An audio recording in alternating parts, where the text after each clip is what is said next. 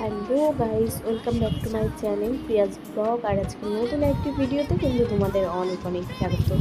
সকাল সকাল বাসি কাজবাজ সেরে চলে গিয়েছিলাম হচ্ছে স্নান করতে। স্নানটা সেরে নিলাম। সকালবেলা স্নানটা সেরে নিলে সারাদিন যেন একদম ফ্রেশ লাগে। তো চলো, স্নান সেরে তো আমি চলে এসেছি। এবার ময়েশ্চারাইজার মেখে নিচ্ছি, কারণ হচ্ছে এখন যাবো ঠাকুর ঘরে।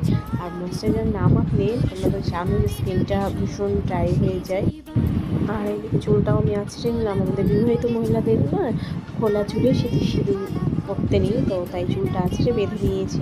এবার সিঁদুরটা পরে নেবো। আর সিঁদুরটা পরলে কিন্তু আমাদের মুখটা একদম ভরা ভরা লাগে, এটা কিন্তু মানতেই হবে।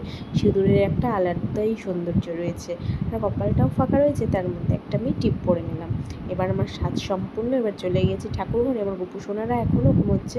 তার আগে কাপড়টা মেলে দিয়ে আমার ছাদে কয়েকটা আমি গাছ লাগিয়েছি, সেখান থেকে 2-3টে ফুল তুলে নেব, কারণ হচ্ছে সেই ফুল গপুকে দেবো জন্য আর কি তুলে নেব। আর আকাশটা কিন্তু একদম ঝলমল করছে। আর দেখো না, রোজ গাছে 2-3-4টে করে ফুল দেয় আর ভালো লাগে। একটা ফুল দিলেও আমি চেষ্টা করি সেটা আমার গোপু সোনাদের চরণে নিবেদন করার জন্য। তাই গাছ থেকে দেখো যেগুলো ফুল ছিল সব তুলে নিয়েছি। এবার ঠাকুর ঘরে এসে গোপু সোনাদের স্নান করিয়ে পুজোটাও দিয়ে নিলাম। এবার রুমে চলে এসেছি, এসে একটু চা খাবো। চাটা খেয়ে তারপর চলে যাবো রান্না করতে। তাই আমি তোমাদের সঙ্গে এই ছোট্ট একটা মিনি ব্লগ শেয়ার করলাম। কেমন লাগলো অবশ্যই কমেন্ট করে জানিও। এবার আমি চা নিয়ে কিন্তু রুমে চলে এসেছি। জানালায় দাঁড়িয়ে একটু সুন্দর আকাশের যে সৌন্দর্য দেখতে দেখতে চাটা খেয়ে নেব। তো চলো, দেখা হচ্ছে নেক্সট কোনো ভিডিওতে। ততক্ষণের জন্য সবাই ভালো থাকো। ভিডিও ভালো লাগলে লাইক কমেন্ট শেয়ার করে চ্যানেলটিকে সাবস্ক্রাইব করে দিও।